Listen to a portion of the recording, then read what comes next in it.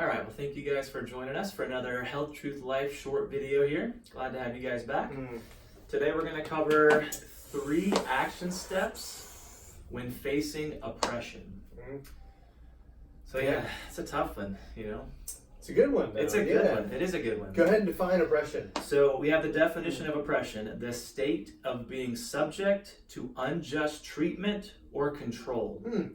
Has anybody had that the last 3 or 4 years? Yeah. And you know, people probably wonder, why do we keep talking about this? Why do we want to bring this up? Yeah. The reason why we've got to bring this up, and the reason why the state of Florida is still talking about this as well, under the leadership of Governor DeSantis and Dr. Latipo, is that we can't ever have happen what happened 3 to 4 years ago. Because there's talk that there's something else coming, or there could be something else coming, and they've got a game plan, whoever they is, to do this again, and people aren't going to have it. They really are not going to have it. So we want to have action steps and provide for you out there ways of encountering oppression in your life and or lives, and knowing how to somewhat navigate that situation, because Jason and I did navigate that situation ourselves. I had to be back in the fall of 2021, and which many of you probably ran into this same type of oppression. People telling you had to get a certain treatment, preventive treatment, in order to live your life, or in order to make a living, or in order to have a job. So that's what we're talking about today. I mean, the state of being subject to unjust treatment or control. It's put on everybody. Exactly what we went through. That's it. Got to shut your business. Got to shut your church. Got to close down your school. Got to mask your kids, even though the data doesn't support it. The data prior to COVID did not support it. All these things that were done to you and to us were oppressive. No question. Right. So our aim with this is to help people not be caught off guard and to be better prepared if and when this happens again in the future. Absolutely. Yeah. So step 1, when this happens, first off, don't panic. Ponder and pray. Absolutely. When this happened the first time, you could tell, man, fear was it was fear driven. It was all about fear, which led to panic, which led to harsh or just quick reactions. You know, there wasn't the time to think. It's, oh my gosh, people are dying. We've got to act quickly. Just do it. You know, just do whatever we say. Just do what they say because they know best. You know, they completely violated liberty, completely violated individual personal autonomy and sovereignty. They again, this is what has to be recognized in order to move on forward, so this never happens again. And that those people did have this happen to them, that they recognize they can be empowered next time. You know, so ponder and pray. Is that something that you did? Would you say with this? Yeah, as we were walking through this, it's I took the time to slow down. Ponder what was going on. First, it led me to my knees for sure, crying out to God, like, help, give me wisdom. What should I do? This didn't feel right. Like I felt it in my spirit that something wasn't right with this. Wasn't right, You know? And so then I took that to God, prayed, I sought Him, give me wisdom, give me strength, give me courage. And the answer for you individually was no. It was no. Exactly. And same with me, it was a very clear answer, as quick and as clear as day. So number 1, pray. Once that answer is given to you and it's confirmed, however you confirm it, then the next step then goes after that. But then once you've kind of consecrated that, consecration means to kind of set up above and almost make it sacred, or to make it sacred. So you've kind of made that decision. It's sacred to you. It's become you've consecrated that as the decision that you are going to stick with. So then once that takes place, it sets the course for everything else, which then in my case and circumstance, and for you as well, was a component of step number 2. So step number 2, go ahead. Well, when we reacted and said no, when we made that decision, we pondered, we said no, there were reactions to that no, you know. Absolutely. And they were threats, yes. We were basically told, we have to. Your livelihood is. Your livelihood is being taken away from you unless you do this. We said no. So then the next step is you can resist either through legal or legislative means. Exactly. And so that's what we did. We sought legal help.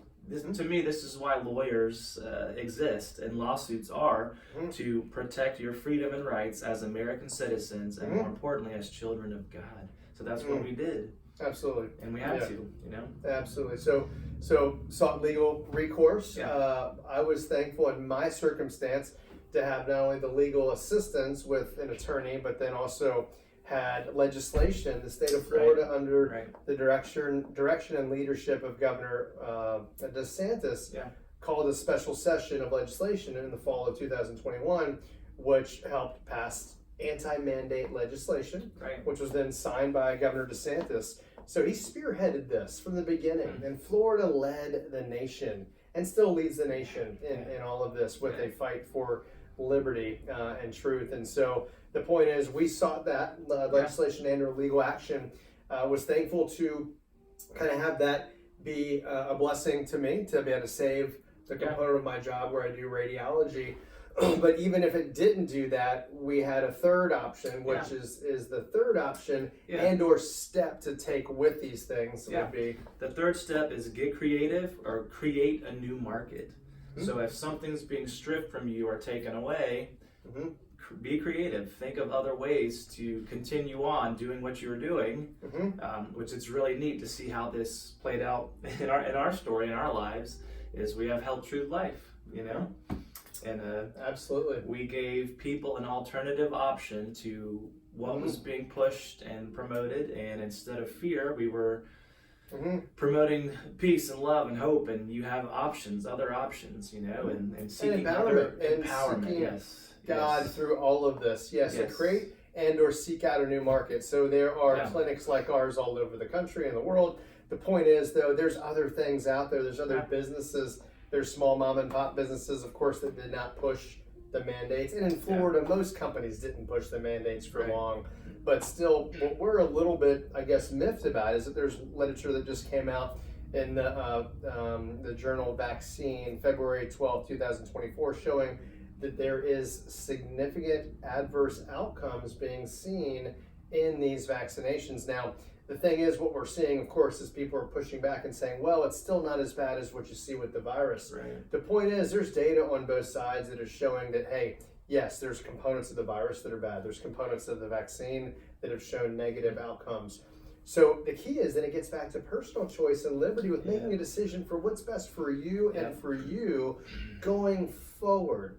So we, and myself personally, am concerned that they're still pushing these mandates amongst pre-med students, amongst pre-health students. I know a few pre-med students that are feeling compelled or forced to get these. And of course, they're refusing, they're not getting them. They're getting exemptions where they can. And thankfully in the state of Florida, they're not requiring them, but they're actually suggesting them strongly.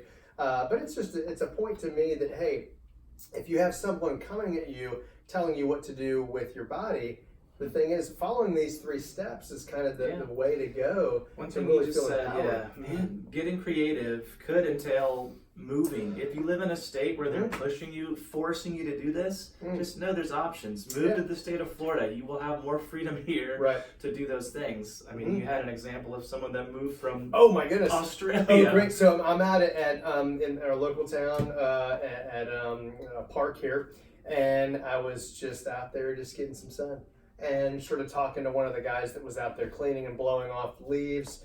And then his supervisor walked up with an Australian accent. And of course, his name is Mick. I'm not kidding, it's Mick. Yeah. But his wife is a retired emergency physician, ER physician in Australia.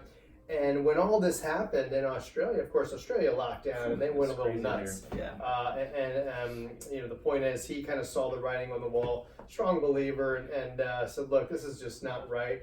So he picked out a spot in the map in the Panhandle and said, I'm moving to the Panhandle of the great free state of Florida. In 2021, he and his wife moved here. So, but how neat is that? That's so the Spirit brought us together and kind of neat. He took step number 3, like he got creative, you know? New market, new place, and now he's doing something he never thought he'd be doing. Loving life. And so, absolutely. So there's always options out there, just know that. There are, And so seek liberty, honestly, for yourself and for others, and recognize that, hey, yes, when fear happens, we understand that people were very fearful. People were dying and getting very ill. But the response was not justified to be violating people's liberties, people's way of living, that's not justified specifically in a republic, which is what this country was founded on. So, yeah, any final thoughts? Yeah, we didn't go over this verse, but 2 Timothy 1:7, I love this. For God did not give us a spirit of fear, but of power and of love and of a sound mind. So just know that if something happens in the future and fear is the driving force behind it, and it's leading you to be fearful and afraid, it's not from God. God did not give us a spirit of fear.